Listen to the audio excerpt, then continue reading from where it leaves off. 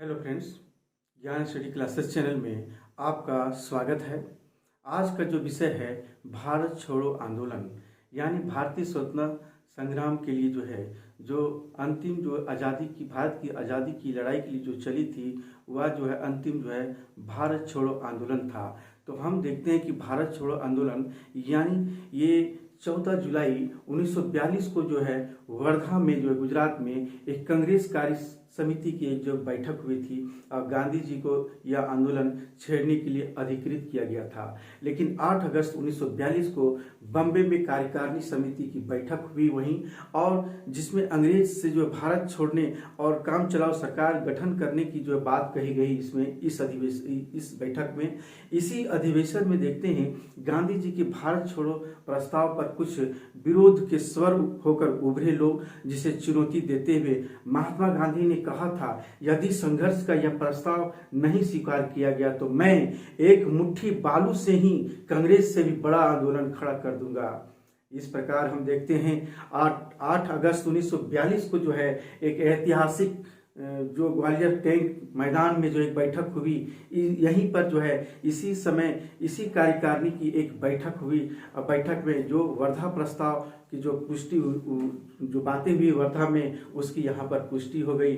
भारत छोड़ो आंदोलन प्रस्ताव पारित होने के बाद देखते हैं गांधी जी ने अपने भाषण में कहा था कि आप लोगों में से प्रत्येक व्यक्ति को अब से स्वतंत्र समझना चाहिए। इस प्रकार कार्य करना चाहिए कि मानो आप स्वतंत्र हो, तो अब स्वतंत्र हैं। मैं स्वतंत्रता से कम किसी वस्तु से संतुष्ट नहीं होऊंगा, क्योंकि अब जेल भरने से काम नहीं चलेगा। अब यही एक मेरा नारा है, करो या मरो, डू एंड डाई का नारा दिया था इस समय ऐसी परिस्थितियां थी कि इस समय क्रिप्स मिशन की असफलता हो गई थी, जापानी आक्रमण का भय आ चुका था, युद्ध से भारत की आर्थिक स्थिति खराब हो गई थी, और ब्रिटिश हमारा साम्राज्य के प्रति अविश्वास भी बढ़ने लगा था। भारत छोड़ो आंदोलन की शुरुआत हुई वह 8 अगस्त 1942 को हुई। अगले दिन हम देखते हैं कि 9 अगस्त की सुबह ब्रिटिश सरकार ने ऑपरेशन जीरो आवर के तहत लगभग सभी बड़े बड़े नेताओं को गिरफ्तार कर लिया गया। यहाँ तक हम देखते हैं महात्मा गांधी, कस्तूरबा गांधी, सरोजिनी नायडू, भूलाभाई देसाई, और यहाँ तक कि हम देखते हैं कि इन लोगों को पूना खा के आगा महल पैलेस में नजरबंद कर दिया गया। यहाँ देखते हैं कि गोविंद बल्लभ पंत अहमदनगर के किले में वहाँ नजरबंद कर दिया गया। जवाहरलाल नेहरू को भी अल्मोड़ा में शिफ्ट कर दिया, वहाँ पर भेज दिया गया। डॉक्टर राजेंद्र प्रसाद को पटना के बांकीपुर वहाँ पर भी जेल में नजरबंद कर दिया गया। उसी तरह मौलाना अबुल कलाम को भी बांकुड़ा यानी बंगाल के जेल में रखा गया। इस तरह से देखते हैं कि बड़े बड़े नेताओं की गिरफ्तारी से आंदोलन निष्क्रिय यानी नेतृत्वहीन हो गया था। तो इसके बावजूद भी हम देखते हैं कि हड़तालें होती रही, सेना और पुलिस के विरुद्ध तोड़फोड़ होती रही, विध्वंस होते गए। यहाँ तक कि टाटा स्टील प्लांट था, वहाँ भी 20 अगस्त हड़तालें कर दी थी। लगभग 13 दिनों तक पूरी तरह वहाँ हड़ताल कर दी गई। इस हड़ताल से मजदूरों का एक ही नारा था कि वे तब तक काम पर नहीं लौटेंगे जब तक कि राष्ट्रीय सरकार नहीं बनेंगे। तो इस तरह से अहमदाबाद कपड़ा मिलों की लगभग 3.5 महीने तक सरकार की दमन के फलस्वरूप आंदोलन निष्क्रिय हो गया। अब भूमिगत होकर आंदोलन चलाया जाने लगा। देखते हैं कि जयप्रकाश नारायण भी 9 नवंबर 1942 को 5 साल इन्हें हजारीबाग का जेल से वहाँ 5 साथियों के सहयोग से 5 साथी उस हजारीबाग सेंट्रल जेल से दीवार फांद करके फरार हो गए, और उन्हें बिहार नेपाल की सीमाओं में जाकर जयप्रकाश नारायण, रामानंद मिश्रा ने एक समानांतर सरकार का गठन किया, और इन लोगों ने भूमिगत आंदोलन चलाना प्रारंभ किया। यहाँ तक कि भूमिगत आंदोलनकारियों ने कांग्रेस रेडियो का संचालन करने लगे। बम्बई से उषा मेहता ने प्रारंभ किया, और यहाँ तक देखें नासिक से बाबू भाई भी सहयोग कर रहे थे। दोनों पकड़े गए तो बाद में इन्हें जेल की कारावास दे दी गई 4 वर्ष का लगभग। गांधी जी ने सरकार के विरोध में हम देखते हैं कि 10 फरवरी 1943 के दिन 21 दिन के लिए जेल में ही उन्होंने उपवास अनशन कर दिया था, घोषणा कर दिया था। यह खबर फैलते ही लोगों लोगों में जो है आक्रोश बढ़ा और इस तरह से वायसराय की कार्यकारिणी के 3 सदस्य जो है हमारे भारत के जो कार्यकारिणी सदस्य थे वायसराय के MS आने और NR सरकार और HP मोदी ने गांधी की रिहाई के प्रश्न पर इन लोगों ने जो इस्तीफा दे दिया, क्योंकि वो गांधी जी के मौत के साझेदार नहीं बनना चाहते थे। इस तरह से उनके दबाव के बावजूद तनिक भी अंग्रेज विचलित नहीं हुए, बल्कि गांधी जी के अंतिम जो है उन लोगों ने की सांस की जो है अंतिम सांस की जो है तैयारी में मशगूल हो गए कि किसी तरह ये मर जाए। तो यहाँ तक हम देखते हैं चर्चिल जो थे ब्रिटिश प्रधानमंत्री ने यहाँ तक कहा कि जब हम दुनिया के हर जगह जीत रहे हैं तो ऐसे वक्त में हम एक कमबख्त बूढ़े के सामने कैसे झुक सकते हैं जो हमेशा हमारा दुश्मन रहा है।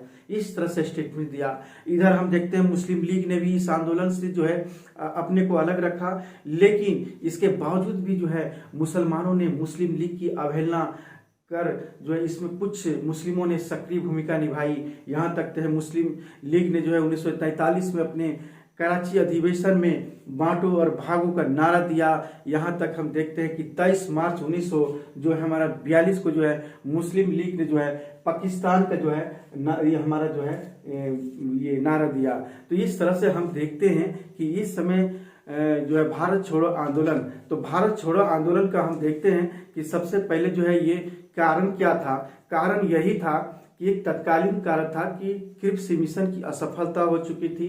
द्वितीय विश्व युद्ध के समय आर्थिक कारण था सबसे बड़े द्वितीय विश्व युद्ध के समय में जो उस समय हुई थी। संसाधनों का अत्यधिक जो है दोहन हो चुकी थी, महंगाई हो चुकी थी, यानी महंगाई अधिक हो चुकी थी, खाद्यान्न की कमी हो चुकी थी और टैक्स यानी करों का अत्यधिक बोझ भी बढ़ गया था। ये सब कारण था। और हम देखते हैं इधर जो है अटलांटिक चार्टर एक प्रस्ताव जो दोहरी नीति जो कहते हैं, क्योंकि उस समय जो है अमेरिकी राष्ट्रपति और ब्रिटेन के प्रधानमंत्री जो चर्चिल थे वहां पर जो है अपना एक अटलांटिक महासागर के जहाज पर बैठ करके जो है एक चार्टर तैयार कर रहा था कि युद्ध के बाद प्रत्येक राष्ट्र को कैसे निर्णय लेना है, कैसी स्वतंत्रता होनी चाहिए युद्ध के बाद, यानी युद्ध के बाद प्रत्येक राष्ट्र के निर्णय लेने की और स्वतंत्रता का अधिकार है, कैसी हो वहां सरकार, इसकी सरकार जनता कैसे तय करे, ये सब जो है चार्टर जो है तैयार कर रहा था। इनका उद्देश्य यही था कि साम्राज्यवाद के खिलाफ था, कोई भी साम्राज्य जो है कोई भी जो है एक दूसरे पर हावी ना हो,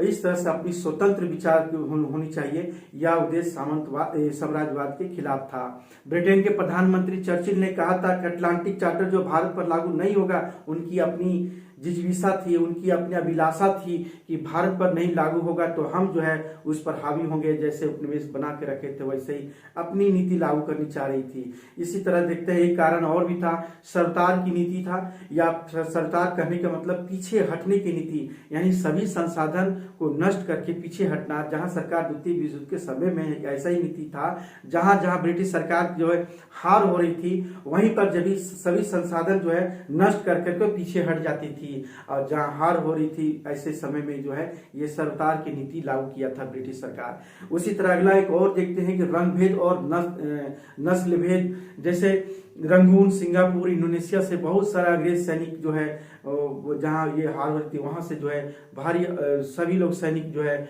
सारी सुख सुविधा के लिए जो है खोज रहे थे, वही एक था हमारा भारत था। गांधी जी के जो बदले विचार भी एक ऐसा हुआ, एक कारण और भी था कि प्रारंभ में आंदोलन जो है करने के पक्ष में नहीं था, लेकिन क्रिप्स मिशन भारत से जब चले गए तो गांधी जी के विचार जो है बदल गए। गांधी जी की जो आंदोलन करने का बीड़ा उठाया था और इसी समय जो है उन्होंने एक स्टेटमेंट दिया था, मैं एक मुट्ठी बालू से ही कांग्रेस से बड़ा संगठन खड़ा कर दूंगा, मैं आर पार की लड़ाई लड़ूंगा। तो सबसे पहले हम देखते हैं कि कारण क्या था। कारण सबसे पहले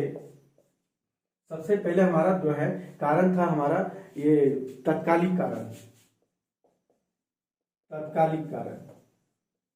कारण में हम देखते हैं इसमें जो है क्रिप्स मिशन का, यानी क्रिप्स मिशन की असफलता पहला कारण। दूसरा हमारा था आर्थिक कारण। ये आर्थिक कारण क्या था? आर्थिक कारण यानी द्वितीय विश्व युद्ध के समय, द्वितीय विश्व युद्ध के समय आर्थिक स्थिति लड़खड़ा गई थी, जिसके कारण से यहाँ पर क्या हुआ था, यानी संसाधनों का अत्यधिक दोहन हो चुका था। संसाधनों का अत्यधिक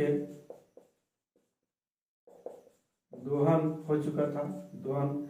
और इसके बाद हम और भी देखते हैं कि महंगाई अधिक थी, यानी महंगाई अधिक थी। और इसमें और भी था कि खदान की कमी हो गई थी, यानी खदान की कमी हो गई थी। और भी कारण था, जैसे करों का अत्यधिक बोझ पड़ना, यानी टैक्स का अत्यधिक बोझ, ये कारण था। और एक था हमारा अटलांटिक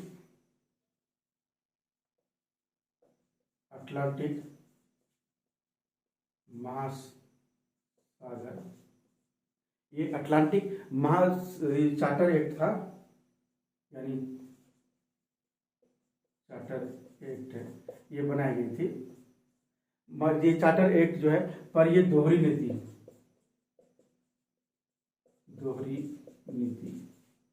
तो इस तरह से जो है ये था। और इसमें एक और था हमारा ये सरकार की नीति, इसी सरकार की नीति, यानी सरकार की नीति, यानी पीछे हटने की नीति, पीछे हटने की नीति। मतलब जहां जहां सरकार हार रही थी, ब्रिटिश सरकार, वहां वहां जो है उस चीज को तोड़ फोड़ करके और पीछे हट जाना था, यही था। और हमारा ये भी था रंगभेद की नीति या नस्ल भेद, ये था। और हमारा ये भी था गांधी जी के विचार जो है बदल चुका था। तो इस तरह से ये सब कारण जो था हमारा जो है भारत छोड़ो आंदोलन का मुख्य कारण था। लेकिन इसके बाद हम देखते हैं कि भारत छोड़ो आंदोलन का प्रारंभ और विस्तार के बारे में हम चर्चा करते हैं कि इसका जो है प्रारंभ कहाँ कहाँ हुआ था, वो हम इसके बारे में चर्चा करते हैं। इसके बाद हम देखते हैं कि भारत छोड़ो आंदोलन का जो प्रस्ताव हुई थी, वह जो है प्रस्ताव, यानी भारत छोड़ो आंदोलन का यानी प्रस्ताव और इसका विस्तार, ये हम थोड़ा देखते हैं। तो भारत छोड़ो आंदोलन का जो प्रस्ताव विस्तार था, यानी 14 जुलाई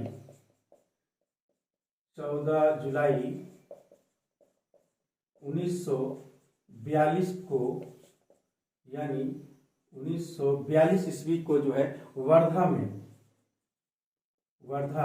यानी गुजरात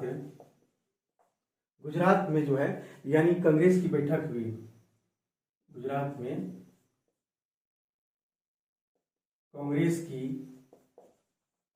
बैठक हुई। दूसरा हम देखते हैं कि यहीं पर जो है, यानी भारत छोड़ो आंदोलन का प्रस्ताव रखा गया था, यानी भारत छोड़ो आंदोलन का प्रस्ताव रखा गया। और हम और भी देखते हैं, यानी और भी देखते हैं कि 1 अगस्त 1942 को, यानी 1 अगस्त 1942 को तिलक दिवस, यानी तिलक दिवस जो है मनाया गया, यहाँ पर मनाया गया। लेकिन ये जो मनाया गया, ये हमारा जो है बनारस यानी यूपी प्रयागराज में, इलाहाबाद यानी प्रयाग में, यहीं पर जो है तिलक दिवस जो है मनाया गया। और फिर देखते हैं हम जो है 8 अगस्त जो है, यानी 1942 को बम्बई के, उस समय बम्बई के ग्वालियर टैंक के मैदान, यहीं पर जो है यहीं पर जो है कांग्रेस ने भारत छोड़ो का प्रस्ताव पास किया। यानी कांग्रेस ने मैदान में कांग्रेस ने भारत छोड़ो आंदोलन का मतलब आंदोलन का प्रस्ताव पास किया। इसी प्रकार हम देखते हैं ये 8 अगस्त से प्रारंभ हो गई, लेकिन 9 अगस्त से सक्रिय हो चुका था। यानी 9 अगस्त से 1942 से सक्रिय हो गया ये आंदोलन, ये सक्रिय हो गया।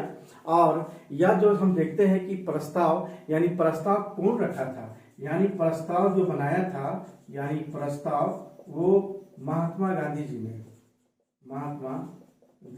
ने। और प्रस्ताव को किसने पढ़ा? प्रस्ताव को जो है जो रखा गया वहां पर प्रस्ताव रखा, यानी ये हमारा पंडित जवाहरलाल नेहरू ने। इसके बाद जो है ये जो प्रस्ताव जो हुआ, यानी कि समर्थन कौन किया था? प्रस्ताव का जो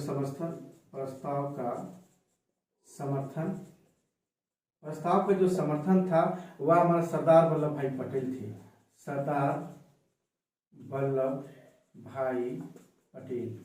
ये सरदार वल्लभ भाई पटेल ने प्रस्ताव रखा था। लेकिन इसमें एक जो विरोध करने वाला कौन था इस प्रस्ताव का, यानी विरोध करने वाला एक कम्युनिस्ट पार्टियों ने किया था। कम्युनिस्ट पार्टियों ने जो है इसका विरोध किया था। इस तरह से हम देखते हैं कि इसका प्रस्ताव जो हुई थी, यानी क्या था प्रस्ताव में ये रखा गया था। तो सबसे पहले हम देखते हैं कि ये प्रस्ताव देखते हैं क्या था। यानी प्रस्ताव में सबसे पहला जो है ये क्या था प्रस्ताव? सबसे पहला था सरकारी नौकरी ना छोड़े। सरकारी नौकरी ना छोड़े, मतलब सरकारी नौकरी नहीं छोड़े, यानी सरकार का काम करते रहना, लेकिन इसमें कैसे किस तरह से करना है सब बता रहे थे। कांग्रेस के प्रति निष्ठा रखना, यानी कांग्रेस के प्रति जो है निष्ठा रखना, यानी कांग्रेस के प्रति निष्ठा रखना। और भी था इसका छात्र पढ़ाई यानी छोड़े नहीं, छात्र पढ़ाई यानी छात्र जो है पढ़ाई तभी छोड़े जब स्वतंत्रता प्राप्त हो गई, जब स्वतंत्रता प्राप्त होने तक, स्वतंत्रता प्राप्त होने तक। और ये भी था कि इसमें सेना को, यानी सेना को कहा गया था, सेनाओं को कि भारतीयों पर गोली ना चलाए। सेनाओं को कहा गया था, सेना को कहा गया था कि भारतीयों पर जितने भी है उस पर गोली ना चलाए, यानी भारतीयों पर गोली ना चलाए, ये कहा गया था। और भी इसका प्रस्ताव था, यानी देसी रियासत जितने भी राजे महाराजा थे, यानी देसी रियासतों के जितने भी थे राजे महाराजा, सबको कहा था कि जनता की संप्रभुता को स्वीकार करें, यानी जनता की संप्रभुता को जो है स्वीकार करें, संप्रभुता को स्वीकार करें। ये सब प्रस्ताव था। लेकिन हम देखते हैं कि इसी समय जो है जैसे ही 8 अगस्त को प्रारंभ होती है, 9 अगस्त से पूरी तरह से सक्रिय होती है, तो ब्रिटिश सरकार क्या करता है कि ब्रिटिश सरकार जो है इसमें जो है ऑपरेशन जीरो आवर चलाते हैं। उसी के तहत आंदोलन को दमन करने की अंग्रेजों की योजना बनाई जाती है, ऑपरेशन जीरो के साथ, यानी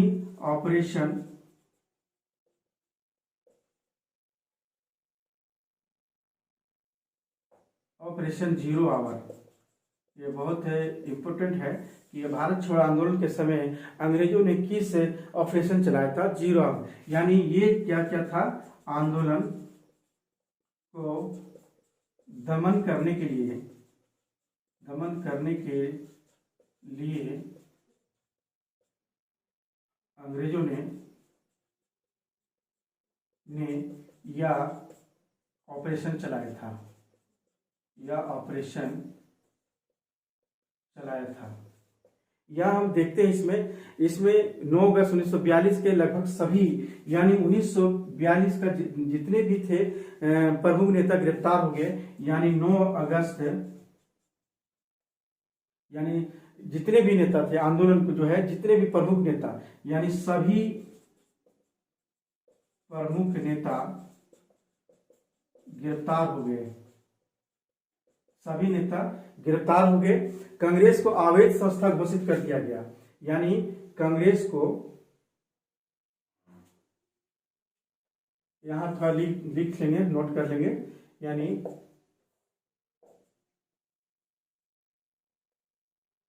कांग्रेस को अवैध घोषित कर दिया। और इसमें यह भी कहा कि संपत्ति जब्त कर ली गई। बहुत सारे ऐसे लोगों को संपत्ति अंग्रेजों के द्वारा जो चल रही है संपत्ति जब्त कर ली गई। और भी था कि इसमें जुलूस, मार्च, हड़ताल जितने भी था इत्यादि पर रोक लगा दिया था। यानी जुलूस, हड़ताल इत्यादि पर रोक लगा दिया गया, यानी प्रतिबंध लगा दिया गया। और यह भी था कि पत्र पत्रिकाओं पर भी प्रतिबंध लगा दिया। पत्र पत्रिकाओं पर प्रतिबंध लगा दिया गया। यानी जितने भी प्रेस से जितने भी निकलते थे सभी जो है यह प्रतिबंध लगा दिया था। इस तरह से हम देखते हैं। अगला हम देखते हैं इसके बाद हम देखते हैं कि क्या है भारत छोड़ो आंदोलन।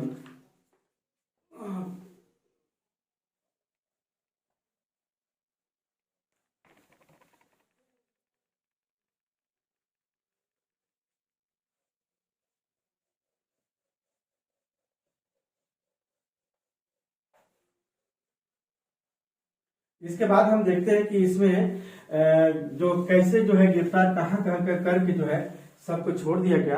तो इस तरह से हम देखते हैं कि आगा खां महल में, यानी आगा खां मैंने पैलेस, जो महल था पैलेस, यहाँ पर जो है किन किन को जो है रखा गया। यहाँ जो है महात्मा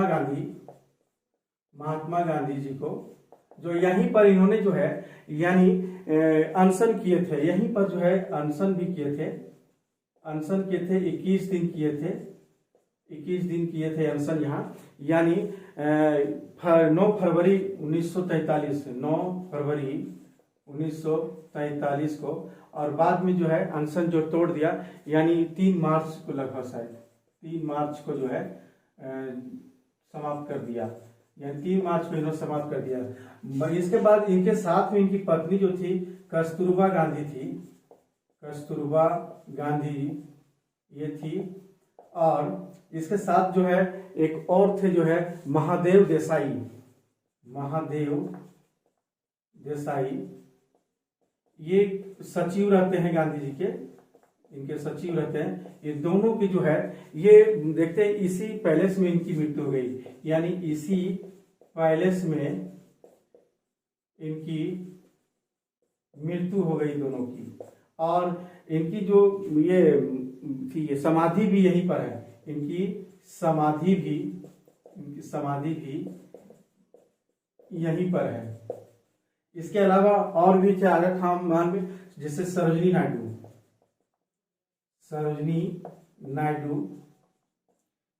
नायडू जो, और इसका अलावा और भी है जैसे मीराबेन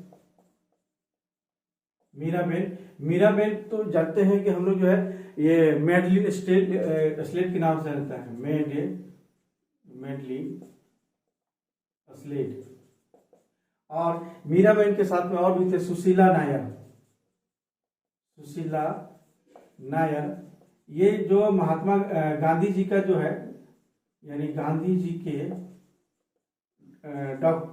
डॉक्टर थे, यानी उनका जो जितना भी सब सारा इलाज सुशीला नायर करती थी। इसके अलावा जो है अहमदानगर में जो है, यानी अहमदानगर के दुर्ग में, अहमदानगर के किले में,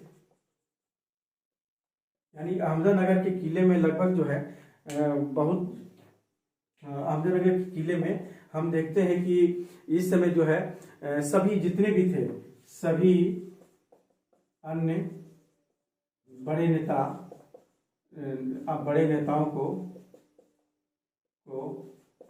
बंद कर दिया था, बंद कर दिया। यहाँ पर जो है सभी को जो है ये नजर बंद कर दिया था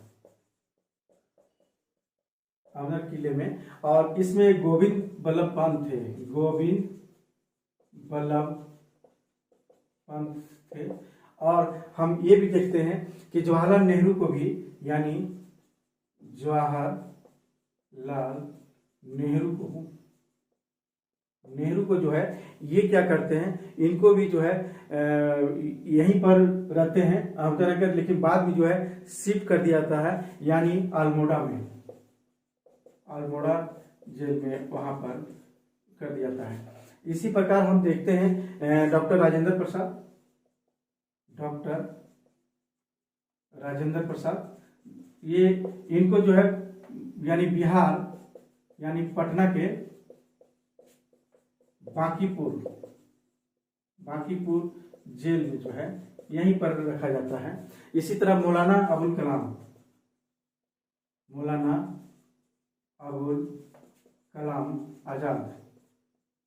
आजाद को, ये हमारा जो है बंगाल में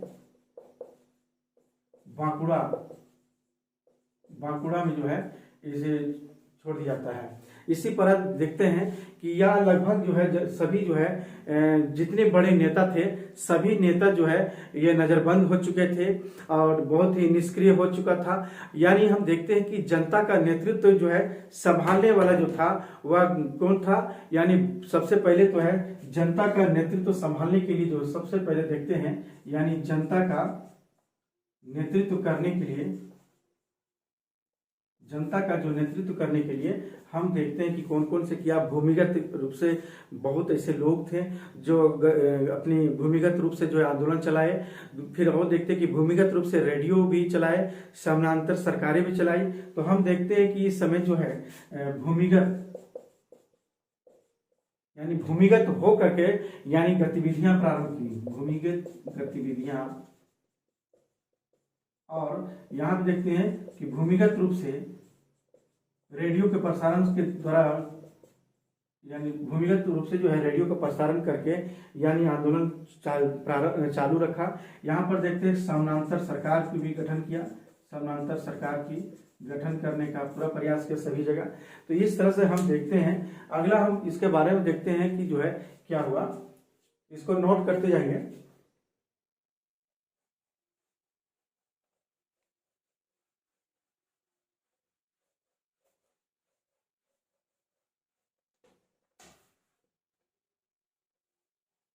तो इस तरह से हम देखते हैं इसमें क्या था कि यानी 9 अगस्त को, यानी 9 अगस्त 1942 को ये क्या होता है कि ऑपरेशन जीरो के तहत, यानी ऑपरेशन जीरो के तहत जो है पूरा दमन करता है, यानी के तहत जो है दमन करता है। और प्रमुख जितने भी नेता थे, प्रमुख नेताओं को जो है ये क्या करता है, नेताओं को गिरफ्तार करता है, ये इसी के ऑपरेशन के जरिए। लेकिन आगे हम देखते हैं कि 9 अगस्त को जो है एक और भी रहता है, 9 अगस्त 1942 को ही, यानी 9 अगस्त 1942 को यानी अरुणा आसफ अली ये क्या करते हैं, यानी ग्वालियर के टैंक मैदान में, यानी ग्वालियर के उसी दिन ग्वालियर के टैंक मैदान में जो है ये क्या करते हैं, तिरंगा फहराते हैं, तिरंगा फहराया।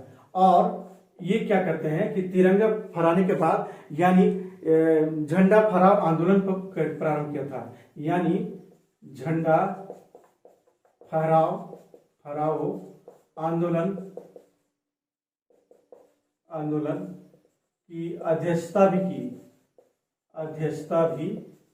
की। इस तरह से आगे हम देखते हैं कि एक और था, बड़ी ही साहस और वीर दिखाने वाले बिहार यानी पटना के सचिवालय में छात्र जितने भी थे छात्राओं ने झंडा फहराने गए थे, वहां पर पुलिस अधिकारी आर्चर जो थे वह गोलीबारी करना प्रारंभ कर दिया। लगभग 20 छात्र घायल हो गए, उसमें 7 शहीद हुए थे। जो झंडा को झुकने नहीं दिया, यानी झंडा को जो है जैसे आगे बढ़ते गया वैसे गोली चलाते गया, एक के बाद एक गोली की शिकार होते हुए दूसरे एक जब गोली का शिकार तो झंडे दूसरे के हाथ में चले गए, इसी तरह दूसरे को मारा तो तीसरे के हाथ में चले गए। इसी तरह करते करते वह जो झंडा फहराने में कामयाब हुआ है। बहुत अप्रितम साहस दिखाया इन लोगों ने। और आजादी के बाद हम देखते हैं शहीद स्मारक भी बनाया गया और इसकी कांस्य मूर्तियां भी जो है इसकी बनाई गई है। तो हम देखते हैं कि बिहार यानी साहस दिखाने वाला, यानी बिहार के जो है पटना, यानी पटना के जो सचिवालय है, सचिवालय में झंडा फहराने के लिए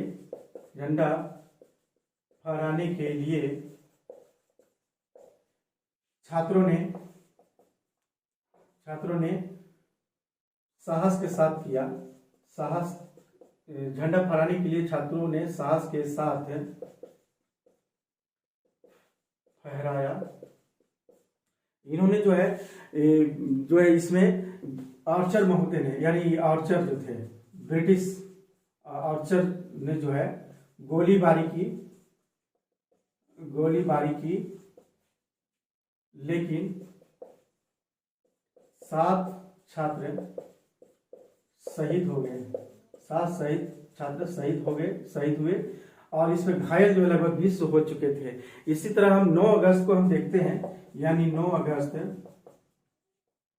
यानी लाल बहादुर शास्त्री ने क्या कहा था? ये लाल बहादुर शास्त्री ने कहा था कि मरो नहीं, यानी मरो नहीं मारो। ये सबसे बड़ा इनका स्टेटमेंट इनका भी था। ये मरो नहीं मारो या प्रचंड रूप से जो है ये था। यानी हम देखते हैं कि ये 19 अगस्त को जो है, या फिर जो है 19 अगस्त को ये गिरफ्तार हो जाते हैं। यह हम देखते हैं, यानी 19 अगस्त को गिरफ्तार कर लिए जाते हैं। तो इस प्रकार हम देखते हैं कि ये मरो नहीं मारो का जैसे नारा दिया 9 अगस्त को, उसी समय तो इन्हें भी जो है 19 अगस्त को फिर बाद में जो है गिरफ्तार करता है। अब हम देखते हैं कि इसमें जनता का आक्रोश कैसे हुआ था, जनता में कैसे हुआ था, यानी जनता में आक्रोश ये कैसे हुआ था? जनता का आक्रोश फूटा था। यानी हम देखते हैं कि जनता में कि श्रमिकों की हड़ताल, पहला हम देखते हैं श्रमिकों की हड़ताल पहला। दूसरा हम देखते हैं कि यहाँ पर जो हड़ताल हुई थी, यहाँ सबसे बड़ा अहमदाबाद में हुआ था। यानी सर्वाधिक हड़ताल यहीं पर था, सर्वाधिक समय तक यही हुआ था। इस समय हड़ताल होती हुआ 3 माह लगभग हुआ था, यानी 3 माह तक चला था। इसके बाद हम देखते हैं श्रमिकों की हड़ताल हुई, रेल की पटरियां उखाड़ फेंकी और जनता में क्या आक्रोश था? पुल तोड़ दिए और साथ में जो है सड़कें भी उखाड़े और भी था कारण, और भी क्या था? संचार के साधन, यानी जितने भी संचार के साधन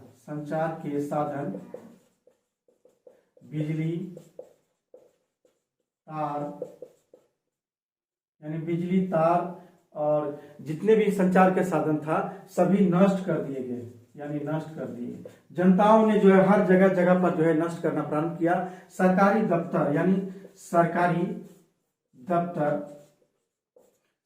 दफ्तर, पुलिस चौकी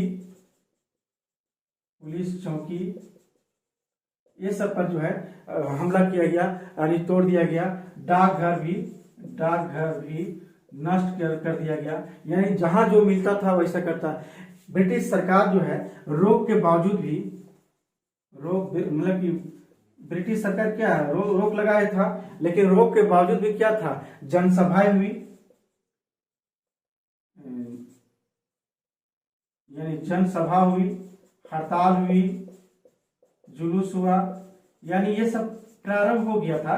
ये सब जो है रुकने वाला चीज नहीं था कि कोई ऐसी समय हो गई थी। और हम देखते हैं इसके बाद देखते हैं कि सबसे ज्यादा तो हमारा बिहार के मुंगेर क्षेत्रों में जो है ज्यादा आक्रोश दिखाया था, और हमारा संयुक्त प्रांत से यूपी का जो पूरा क्षेत्र था ये सब संयुक्त प्रांत से वहां से था।